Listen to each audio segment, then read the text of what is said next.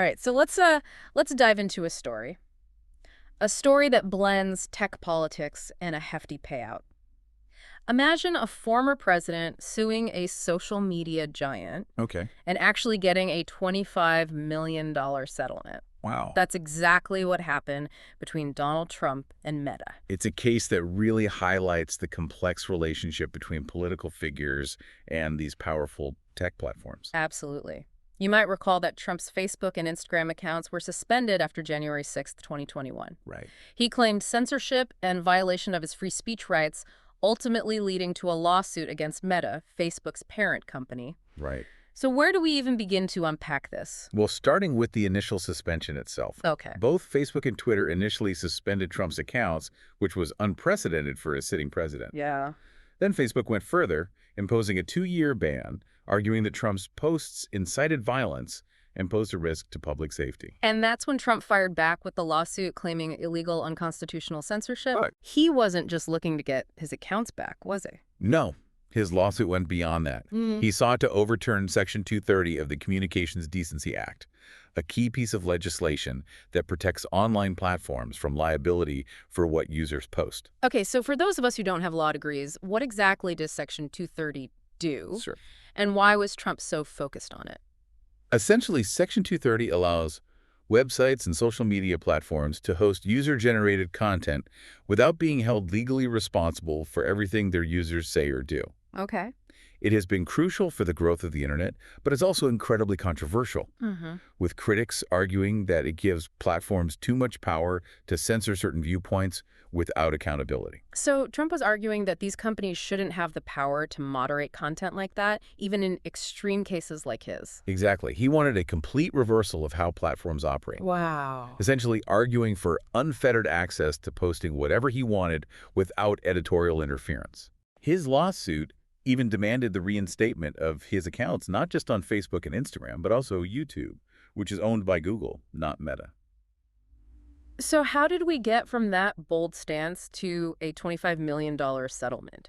Did Meta cave under pressure? Well, it's more nuanced than that. Okay. While Meta might have had a strong legal argument under Section 230, a protracted legal battle carried its own risks. Yeah. Think about the potential legal fees, the bad press, and the possibility of setting a legal precedent they didn't want. That makes sense. It sounds like a strategic move to avoid a potentially messy situation, even if it meant a hefty payout. Right. But it's not like Meta just handed Trump a blank check, right? You're right. The details of the settlement are interesting. Okay. Of the $25 million, $22 million was earmarked for a fund for Trump's presidential library, with the rest going towards legal fees for him and other plaintiffs. His presidential library. That's an intriguing detail. It feels like we're peeling back layers of a complex relationship here. And it reminds me of something else we dug up. Meta actually donated to Trump's inauguration fund back in the day, and Mark Zuckerberg even attended the inauguration. It certainly adds another dimension to the story. Yeah. This settlement, with its contribution to Trump's library, is just one chapter in the complex and often controversial relationship between these tech giants and political figures. It raises questions about influence access and the role these platforms play in the political landscape. And speaking of influence, how does this settlement impact future cases? Does this set a precedent for other politicians who find themselves banned from social media? That's a key question that legal experts are still grappling with. Yeah. On the one hand, Meta didn't admit any wrongdoing, so it might not be a clear-cut legal precedent. Okay. But on the other hand, the sheer size of the settlement could embolden other figures to pursue similar legal action, potentially creating a wave of litigation that could reshape the landscape of online speech. So not just a win for Trump, but potentially a playbook for others to follow. That's a thought-provoking angle. It is, and it underscores how this case goes far beyond a single individual. Yeah. It touches upon fundamental questions about who controls the flow of information online, how we define free speech in the digital age, and the role of these tech companies in shaping public discourse. And those are questions we definitely need to explore further. But before we do, let's take a closer look at Section 230 itself. It seems to be at the heart of this whole debate, and I think understanding its nuances is crucial to grasping the larger implications of this case. Absolutely.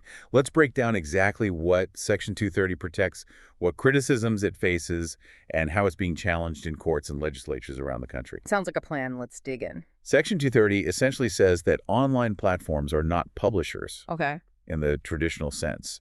They're not liable for the content that their users post, Right. even if that content is defamatory, hateful, or otherwise harmful. So if someone posts a false and damaging rumor about me on Twitter, I can't sue Twitter for it. That's generally correct. Your legal recourse would be against the individual who posted the rumor, not the platform itself. I can see how that makes sense. Yeah. Especially in the early days of the internet when these platforms were just starting out. Right. But now they're these massive corporations with incredible influence, and some argue that Section 230 is outdated and needs to be reformed. You're right. It's a heated debate. Yeah. Critics argue that Section 230 gives these companies too much power to censor speech they don't like, Okay. while simultaneously shielding them from accountability for harmful content that proliferates on their platforms. Like, if a platform removes a post that they deem offensive, they're protected from lawsuits claiming censorship. But if they leave up a post that incites violence, they're also protected from lawsuits holding them responsible for the consequences. That's the crux of the issue. It's this duality of protection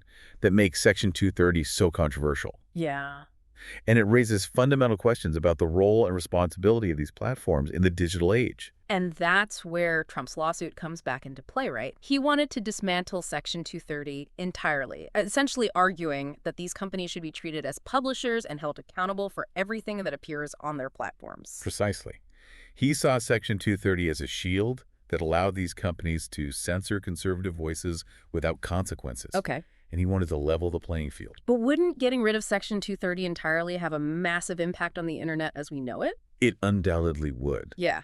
Some experts argue that without the legal protections of Section 230, many websites and platforms would either have to significantly restrict user-generated content, leading to widespread censorship, or they would face an onslaught of lawsuits that could cripple their operations. So it's like a delicate balancing act, isn't it? It is. You want to protect free speech and encourage open dialogue, but you also want to prevent these platforms from becoming havens for hate speech and misinformation. It's a complex issue with no easy answers, and this case with Trump and Meta throws those complexities into sharp relief. It definitely does. It's a reminder that these aren't just abstract legal debates. They have real-world consequences for how we communicate, how we access information, and how our society functions. Absolutely. This case, with its focus on Section 230, forces us to confront these fundamental questions about free speech censorship and the power dynamics between tech companies, political figures, and everyday users.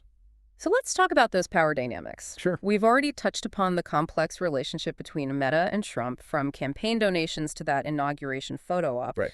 But zooming out, what does this case tell us about the broader influence these tech giants wield? I think it highlights a growing concern that these companies have become too powerful with too much control over what we see, what we read, and what we believe. Yeah. They have the ability to amplify certain voices and silence others. Right. And that's a power that deserves careful scrutiny. It's like they've become the new gatekeepers of information, and that raises questions about accountability and transparency. Exactly. If these companies are going to have such a profound impact on our lives and our democracy, then we need to ensure that they're operating in a fair and responsible manner. But what does that look like in practice? How do we balance the need for content moderation with the protection of free speech? Is there a middle ground here? That's the million-dollar question. Yeah. Some argue for greater government regulation, while others advocate for industry self-regulation or even user-driven moderation models. There's no one-size-fits-all solution, and finding the right balance will require ongoing dialogue and collaboration between policymakers, tech companies, and the public. And this case, with its focus on Section 230, might be a catalyst for that dialogue. It's forcing us to confront these tough questions head-on. It is, and while the specific outcome of Trump's lawsuit might not create a binding legal precedent, it certainly sets a marker in the sand. All right. It tells us that these debates aren't going away anytime soon and that the stakes are incredibly high. So as we wrap up our discussion of this fascinating case, what's the one key takeaway you want listeners to ponder? I'd say this case is a stark reminder that we're living in a world where technology is increasingly intertwined with our politics, our social lives, and our fundamental freedoms. Yeah. We can't afford to be passive observers. We need to be informed, engaged, and willing to grapple with the complex questions that this case raises. Well said, this isn't just about Trump and Meta. It's about the future of free speech in the digital age, and that's a conversation that affects us all. It feels like we're at a crossroads, like we have to decide what kind of online world we want to build. Yeah. Do we want a world where a handful of powerful companies control the flow of information, or do we want a more decentralized democratic space where diverse voices can be heard? That's the challenge, isn't it? Right. And this case, with his focus on Trump Meta and the $25 million question, just scratches the surface of a much larger conversation. Exactly. It's a reminder that the internet, despite its promise of democratizing information, is still subject to power dynamics, Huh. political maneuvering, and legal battles that shape its evolution. And as technology continues to evolve, these questions will only become more urgent. Think about the rise of artificial intelligence, the metaverse, and other emerging technologies that will further blur the lines between the physical and digital worlds. Right.